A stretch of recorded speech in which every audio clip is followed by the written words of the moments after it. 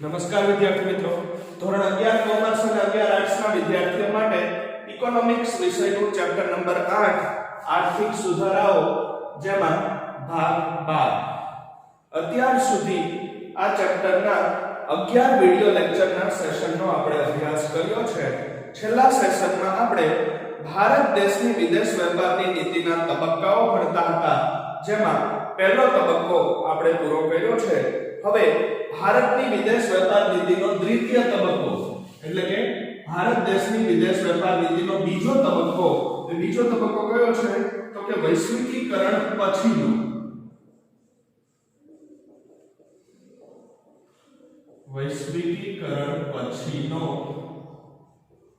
ભારતનો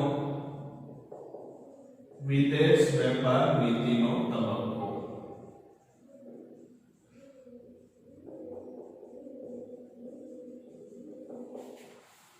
જેને આપણે કહી શકીએ કે 1991 પછીના વર્ષોનો સમયગાળો. 1991 પછીના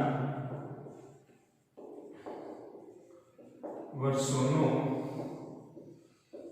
સમયગાળો એટલે કે ભારત દેશમાં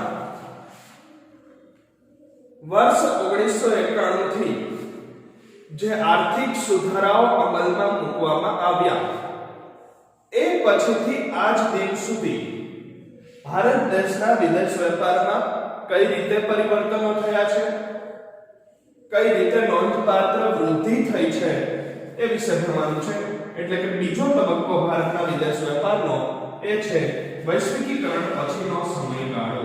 બરાબર, 1991 પછીના વર્ષ. બરાબર, 1991 માં વૈશ્વિકીકરણ અમલમાં મૂક્યું આર્થિક સુધારાના ઘટક તરીકે.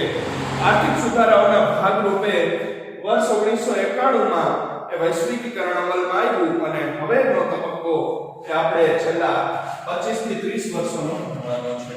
એટલે કે 1991 થી શરૂ કરી અને વર્તમાન સમય સુધી એટલે 25 વર્ષ કરતા વધુનો સમય.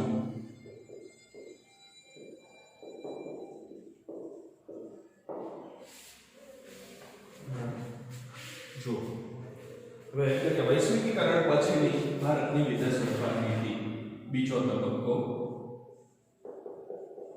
વૈશ્વિકીકરણ પછીની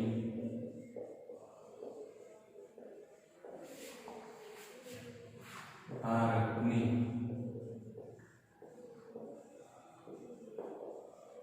વિદેશ વેપાર નીતિ.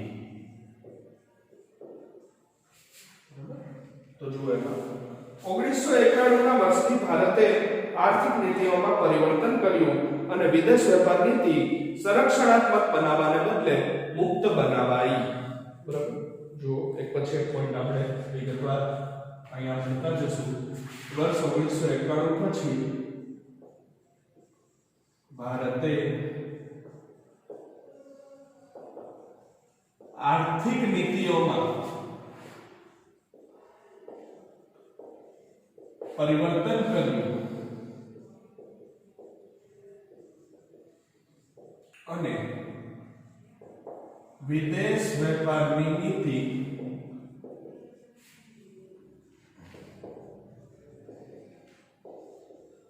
સંરક્ષણાત્મક બનાવવાને બદલે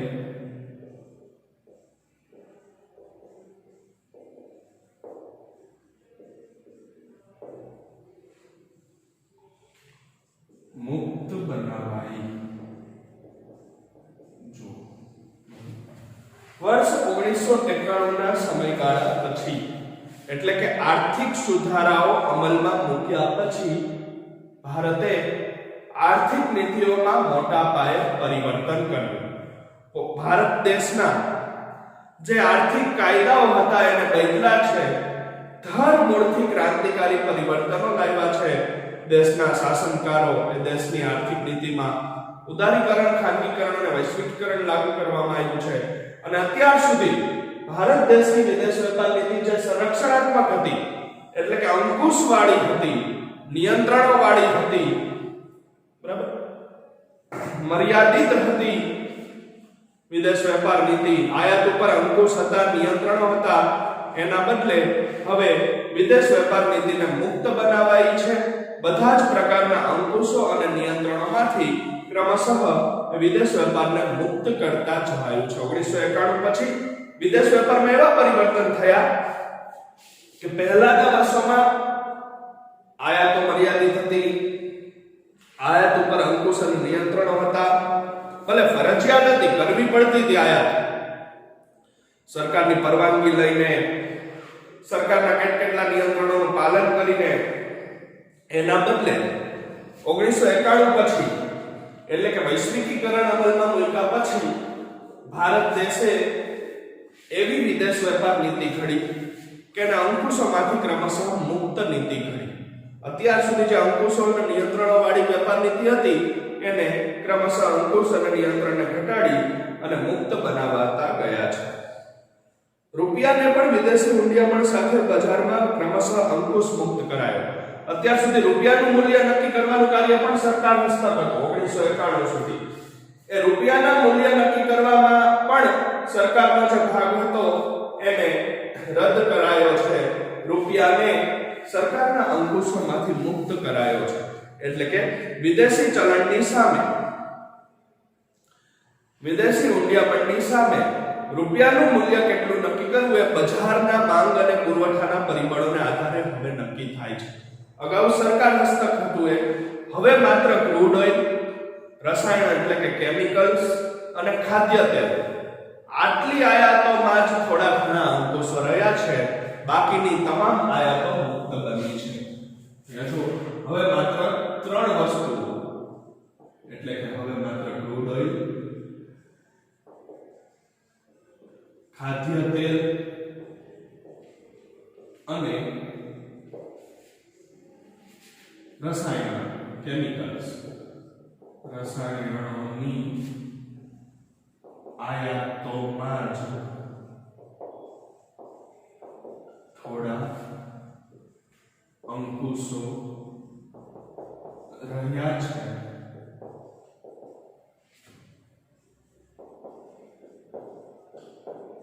બાકીની તમામ આયાતો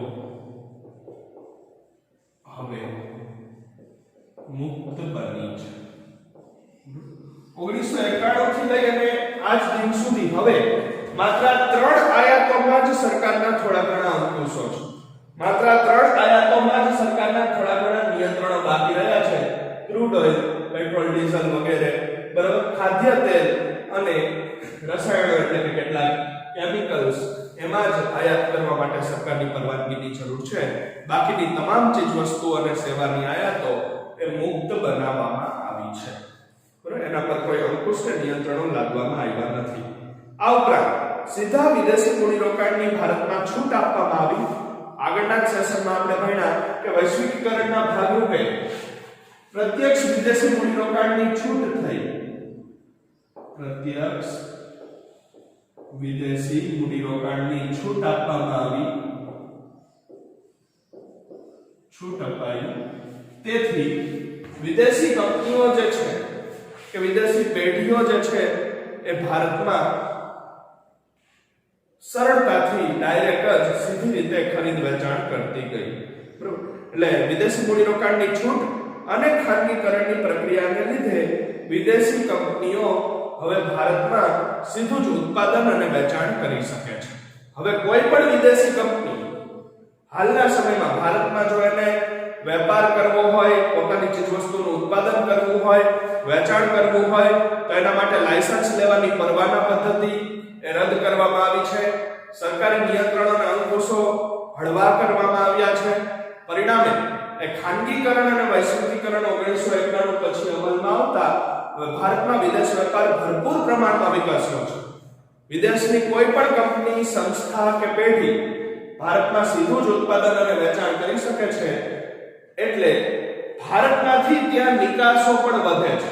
આ રીતે અર્થતંત્ર મુક્ત બનતા ભારતની નિકાસોમાં પણ વધારો થયો છે અને વૈશ્વિકીકરણ અને ખાનગીકરણનો લાભ મળતા ભારતમાંથી વિશ્વના અન્ય દેશોમાં નિકાસો પણ વધી છે. અને 1991 પછીની વિદેશ વેપાર નીતિ આંતરરાષ્ટ્રીય વેપારમાં ભારતનો હિસ્સો વધે તે રીતે બનાવાઈ છે. બરાબર, 1991 પછી ભારતે જે વિદેશ વેપારની નીતિ બનાવી એ આંતરરાષ્ટ્રીય લેવલને ધ્યાનમાં રાખીને બનાવી છે, એટલે કે આંતરરાષ્ટ્રીય વેપારમાં ભારતનો હિસ્સો વધે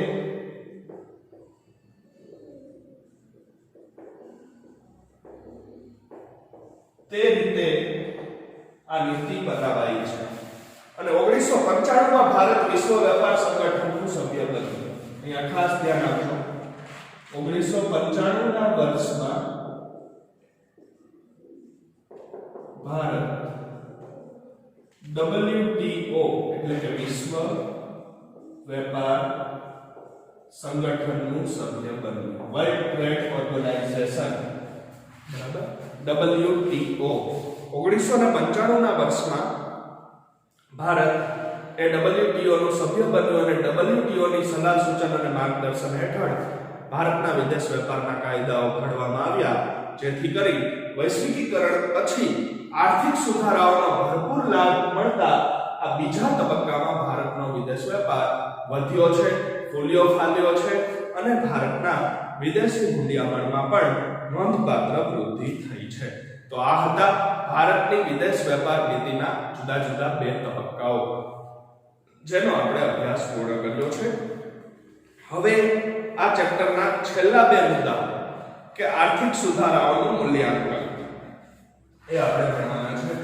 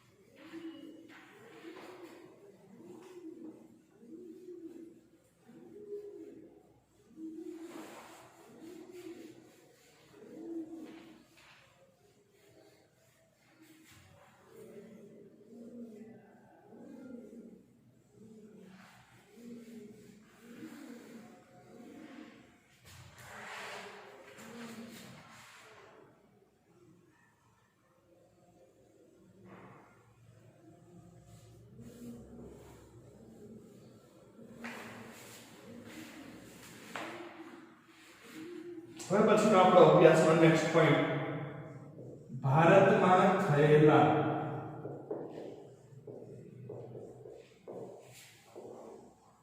આર્થિક સુધારાઓનું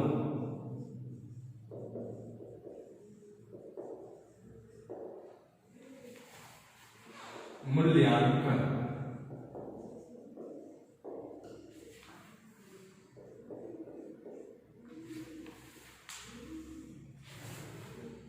એમાં બે બાબતો આપણે ભણવાની છે. આર્થિક સુધારાઓની હકારાત્મક અસરો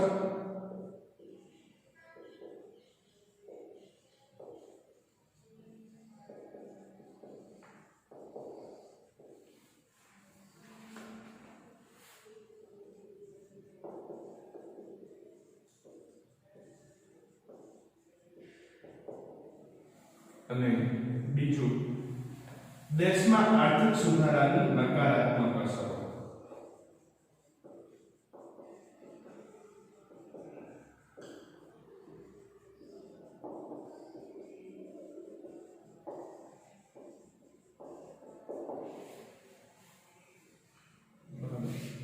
સૌથી પહેલા વાત કરીશું આપણે આર્થિક સુધારાની હકારાત્મક અસરો વિશે આ સેશનમાં. 1991 થી લઈ અને આજ દિન સુધી 2020 નું વર્ષ, બરાબર, અંદાજિત 25 કરતા વધારે વર્ષો, 28-29 વર્ષોનો સમયગાળો વીતી ગયો છે. તો હવે આપણે એ બાબતનું મૂલ્યાંકન કરી શકીએ કે દેશમાં જે સુધારાઓ થયા એ બાબતની સમીક્ષા કરી શકીએ કે 1991 માં દેશમાં જે ખાનગીકરણ, ઉદારીકરણ અને વૈશ્વિકીકરણ અમલમાં મૂકવામાં આવ્યું એની અત્યારે શું અસર થઈ છે ભારત દેશના અર્થતંત્ર ઉપર. તો દરેક સિક્કાની બે બાજુની રીતે ભારતમાં થયેલા આર્થિક સુધારાઓનું મૂલ્યાંકન આપણે બે રીતે કરી શકીએ. એટલે કે ભારતમાં આર્થિક સુધારાઓ થવાથી દેશના અર્થતંત્ર ઉપર કેટલીક હકારાત્મક અસરો થઈ છે અને દેશના અર્થતંત્ર ઉપર કેટલીક નકારાત્મક અસરો પણ થવા પામી છે. જુઓ, ભારતમાં 1991 થી સરકારના અંકુશોવાળી આર્થિક નીતિઓ બજાર આધારિત અને ખાનગી નિર્ણયના સ્વતંત્રવાળી મુક્ત અર્થવ્યવસ્થા તરફ બદલવામાં આવી. તેને આર્થિક સુધારાના નામે ઓળખવામાં આવે છે. અને આ નીતિઓમાં 1991 પછી પરિવર્તન લાવવામાં આવ્યું. આજે લગભગ 25 કરતા વધારે વર્ષોના અનુભવ પછી આપણે આ સ્વતંત્ર રીતે એનું મૂલ્યાંકન કરીએ, સ્વતંત્ર રીતે એની સમીક્ષા કરીએ તો એમાંથી બે બાબતો ઉપજે છે, બે બાબતો નીપજે છે. આર્થિક સુધારાની કેટલીક સાનુકૂળ અસરો, અનુકૂળ અસરો જેને કહી શકાય. આર્થિક સુધારાઓથી દેશમાં કેટલીક પોઝિટિવ અસરો પણ થઈ છે અને દેશના અર્થતંત્રમાં કેટલીક નેગેટિવ અસરો પણ થઈ છે. બરાબર? તો જુઓ, સ્વતંત્રતાથી લઈ અને 40 કરતા વધુ વર્ષો સુધી દેશની અર્થવ્યવસ્થા, દેશનું વેપાર વાણિજ્ય ક્ષેત્ર અને દેશનું ઉદ્યોગ ક્ષેત્ર જે સંપૂર્ણપણે કેન્દ્ર સરકારના નિયંત્રણોમાં હતું, સંપૂર્ણપણે કેન્દ્ર સરકાર હસ્તક હતું, એને 1991 માં બદલવામાં આવ્યું છે. અને 1991 માં દેશમાં એ રીતે સુધારાઓ કરવામાં આવ્યા કે જેમાં બજારની અંદર ગ્રાહકો, વેપારીઓ સ્વતંત્ર રીતે નિર્ણયો લઈ શકે, પોતાને ફાયદાકારક હોય એવા, પોતાને લાભદાયી હોય એવા નિર્ણયો લઈ શકે. સરકારનો હસ્તક્ષેપ ઘટાડવામાં આવ્યો. 1991 પછી ઉદારીકરણ, ખાનગીકરણ અને વૈશ્વિકીકરણના ભાગરૂપે એવી અર્થવ્યવસ્થા વિકસાવવામાં આવી. કેવી? તો કે મુક્ત અર્થવ્યવસ્થા. મુક્ત અર્થવ્યવસ્થા વિકસાવવામાં આ આર્થિક સુધારાઓનો મહત્વનો ફાળો રહ્યો છે. તો 25 કરતા વધુ વર્ષો વીતી ગયા હોવાથી અંદાજિત 30 વર્ષની આપણે નજીક છીએ સુધારાઓમાં. તો હવે આપણે એ બાબતની સમીક્ષા કરી શકીએ, એ બાબતનું મૂલ્યાંકન કરી શકીએ કે દેશને આર્થિક સુધારાઓથી લાભ થયો છે કે દેશને આર્થિક સુધારાઓથી નુકસાન ગયું છે. બરાબર? તો ભારત દેશના અર્થતંત્રને 1991 ના આર્થિક સુધારાઓથી કેટલીક સાનુકૂળ અસરો પણ પહોંચી છે, એટલે કે એની કેટલીક હકારાત્મક અસરો પણ થઈ છે, અને ભારત દેશના અર્થતંત્રમાં કેટલીક નકારાત્મક અસરો પણ જોવા મળી છે. સૌથી પહેલા ભણીશું આર્થિક સુધારાઓની હકારાત્મક અસરો.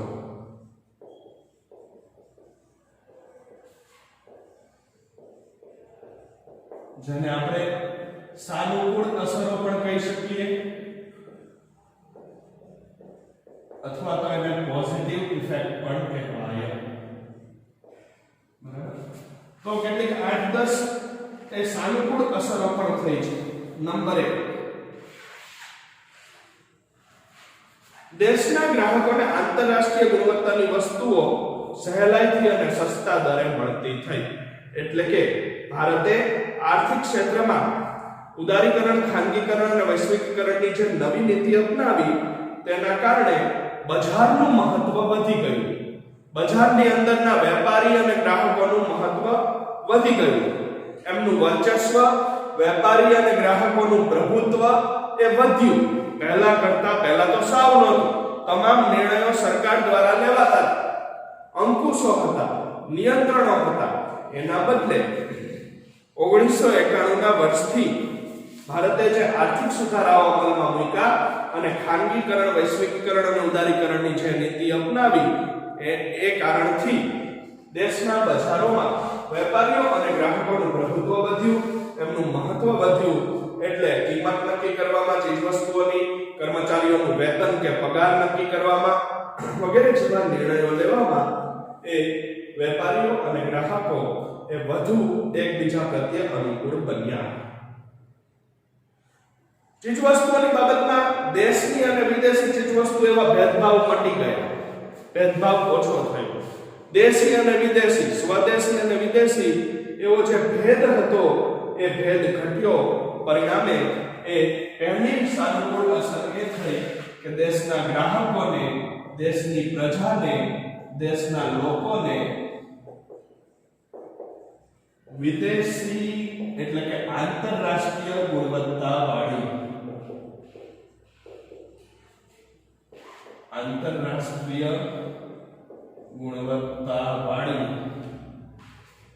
વસ્તુઓ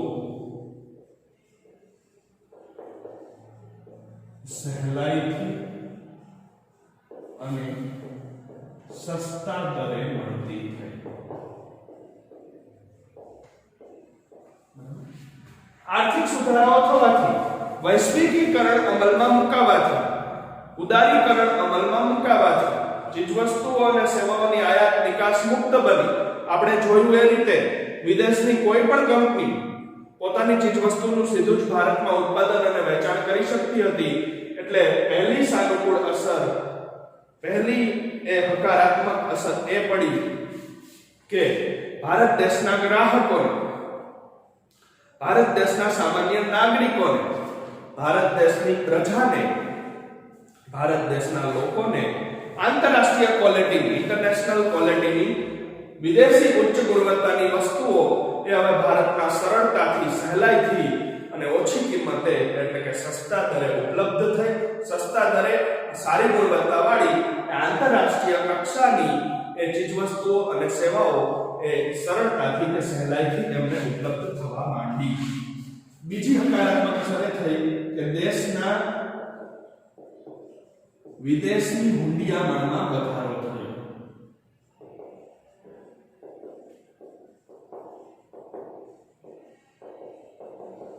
દેશ પાસે જે વિદેશી મુદ્રા ભંડાર ઘટતો જતો હતો એમાં ઉત્તરોત્તર વધારો થવા પામ્યો અને અત્યારે સંતોષકારક સ્તરે છે, અત્યારે સંતોષકારક લેવલ સુધી છે।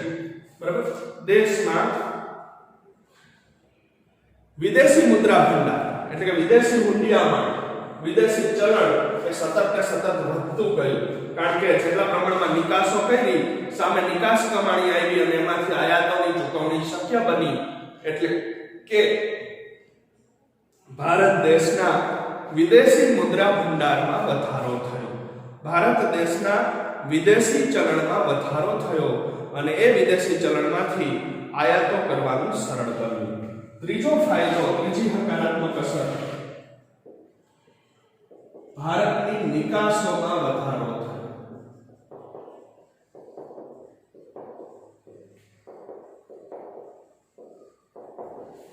ભારત દેશની નિકાસો વધતી ગઈ। બરાબર, ભારતની નિકાસોમાં વધારો થવા પામ્યો। અત્યાર સુધી પરિસ્થિતિ ઊંધી હતી, બરાબર, કે આયાતો ખૂબ વધી ભારતમાં અને નિકાસોનું પ્રમાણ તળિયાજાટક હતું, નિકાસો ઓછી થતી હતી। બરાબર, એના બદલે આર્થિક સુધારાઓની હકારાત્મક અસર એ થઈ, આર્થિક સુધારાનું પરિણામ એ આવ્યું કે દેશની આયાતો તો છે એટલી નટલી રહી, એની સામે નિકાસોનું પ્રમાણ વધ્યું છે।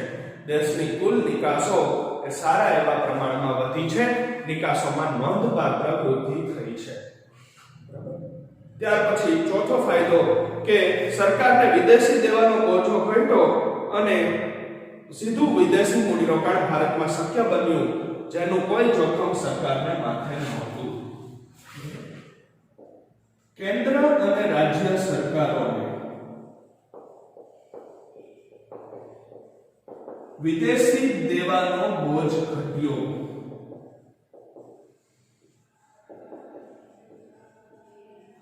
આયાત અને નિકાસોનું પ્રમાણ જળવાતા અને આર્થિક સુધારાઓ લાગુ પડતા ખાનગીકરણ અને વૈશ્વિકીકરણને અમલમાં મૂકવાથી અત્યાર સુધી દેશની કેન્દ્ર સરકાર અને વિવિધ રાજ્યોની રાજ્ય સરકાર માથે જે વિદેશી દેવાનો બોજ હતો, વિદેશોની ચૂકવણીઓ માથા ઉપર હતી, એ બોજ ઘટ્યો છે।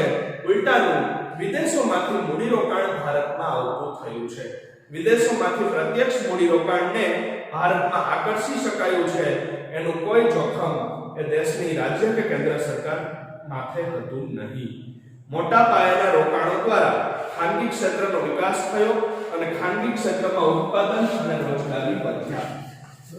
મૂડીરોકાણ દેશમાં આવતું ગયું, વિદેશોનું મૂડીરોકાણ થયું, ભારતના ઉદ્યોગકારોનું મૂડીરોકાણ થયું, એથી એ ખાનગી ક્ષેત્રનો વિકાસ થયો અને ખાનગી ક્ષેત્રનો વિકાસ થતા દેશમાં ઉત્પાદન અને રોજગારી બંને વધ્યા. જો ભારત દેશના આર્થિક સુધારાઓનું પરિણામ એ આવ્યું કે ધીમે ધીમે મૂડીરોકાણ વધતા, બજારમાં નાણાંનો પ્રવાહ વધતા, અત્યાર સુધી માત્ર ને માત્ર જાહેર ક્ષેત્ર જ અસ્તિત્વમાં હતું. એ જાહેર ક્ષેત્રને સ્પર્ધા આપી શકે, જાહેર ક્ષેત્ર સાથે કોમ્પિટિશનમાં ઉતરી શકે, જાહેર ક્ષેત્ર સાથે હરીફાઈ કરી શકે એવા ખાનગી ક્ષેત્રનો ઉદય થયો. ખાનગી પેઢીઓ, ખાનગી કંપનીઓ, ખાનગી સંસ્થાઓ, પ્રાઇવેટ સેક્ટર વિકસ્યું. બરાબર. અને એ ખાનગી ક્ષેત્રનો વિકાસ થતા એ ખાનગી ક્ષેત્રમાં લોકોને રોજગારી મળતી થઈ અને દેશના કુલ ઉત્પાદનમાં પણ વધારો થયો. એટલે કે મૂડીરોકાણ થવાથી, આવક વધવાથી, બરાબર, દેશનું ખાનગી ક્ષેત્ર વિકાસ પામ્યું અને ખાનગી ક્ષેત્રમાં ઉત્પાદન અને રોજગારી બંને વધ્યા છે. બરાબર. ઉત્પાદનના સાધનોની ગતિશીલતામાં વધારો થયો.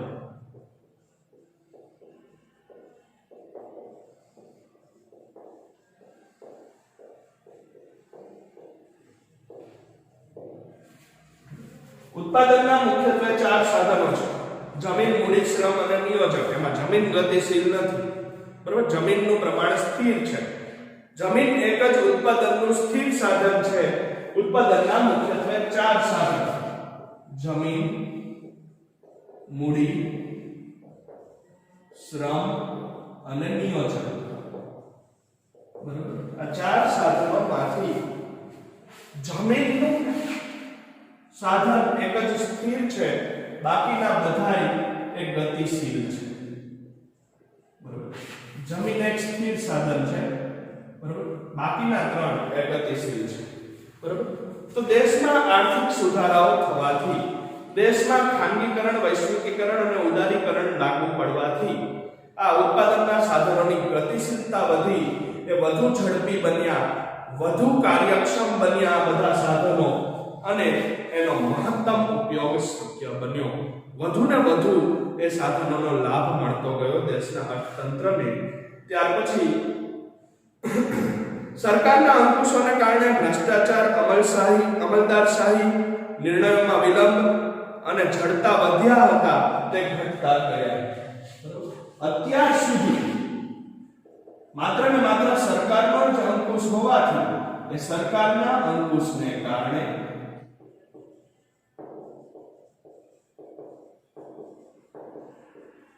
દેશના અર્થતંત્રમાં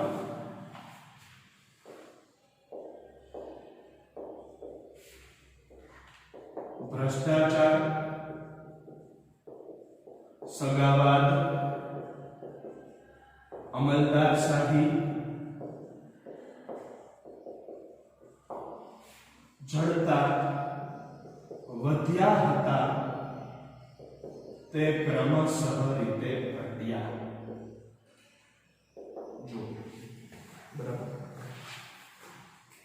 અત્યાર સુધી માત્ર ને માત્ર જાહેર ક્ષેત્ર જ અસ્તિત્વમાં હતું.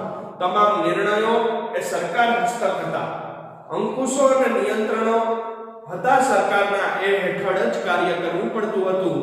એટલે દેશના ઉદ્યોગોમાં, દેશની કંપનીઓમાં ભ્રષ્ટાચાર, સગાવાદ, જડતા, નિર્ણય લેવામાં વિલંબ, એ બધા દૂષણોએ પ્રવેશ કર્યો હતો.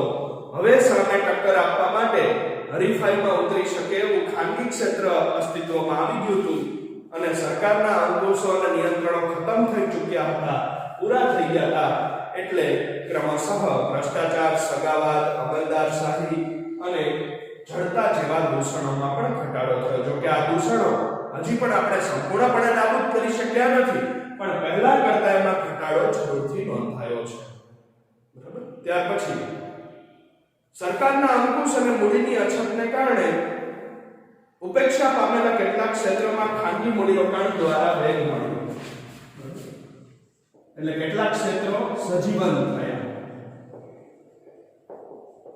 8મો ફાયદો, સરકારના ગેરવ્યાજબી નિર્ણયોને કારણે, સરકારના આડેધડ નિર્ણયોને કારણે માત્ર ખેતી અને ઉદ્યોગો જેવા કેટલાક ક્ષેત્રોનો જ વિકાસ થતો હતો. વાહન વ્યવહાર, સંદેશા વ્યવહાર, બેન્કિંગ, વીમા કંપની એવા કેટલાય ક્ષેત્રો સાઈડમાં ધકેલાઈ ગયા, હાંસિયામાં ધકેલાઈ ગયા. હવે ખાનગી ક્ષેત્રના મૂડીરોકાણ દ્વારા એવા ક્ષેત્રો પણ પુનર્જીવિત થયા, એવા ક્ષેત્રનો વિકાસ પણ સજીવન થયો જે સરકારે એના તરફ કોઈ લક્ષ્ય આપ્યું નહોતું, સરકારે એની સતત અવગણના કરી હતી. એવા ક્ષેત્રો પણ આર્થિક સુધારાઓને પરિણામે વિકસ્યા છે. ત્યાર પછી નવમો ફાયદો,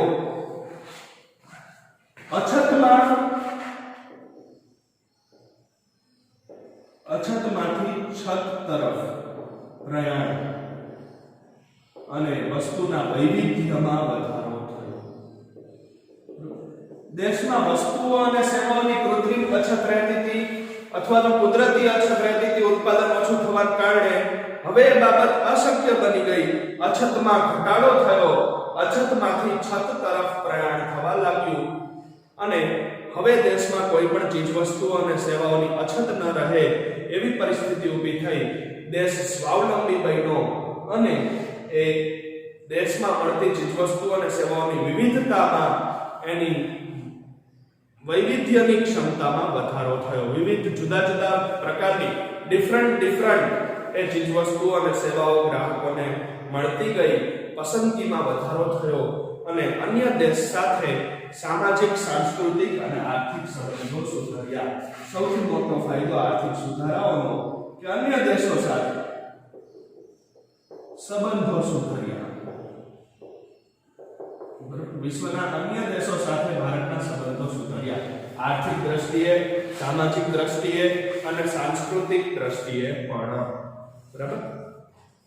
પાકિસ્તાન અને ચીન જેવા અમુક દેશોને બાદ કરતા વિશ્વના બાકીના તમામ દેશો સાથે ભારતના મૈત્રીપૂર્ણ સંબંધો રહ્યા છે, ભારતના ઉષ્માભર્યા સંબંધો રહ્યા છે. એનું શ્રેય પણ આ આર્થિક સુધારાઓને ફાળે જાય છે. તો આ રીતે આર્થિક સુધારાઓથી દેશના અર્થતંત્રમાં આ 10 હકારાત્મક અથવા તો સાનુકૂળ અસરો થઈ છે. હવે પછીના નેક્સ્ટ સેશનમાં આપણે આર્થિક સુધારાઓની પ્રતિકૂળ અસરો વિશે અભ્યાસ કરીશું. Thank you all of you.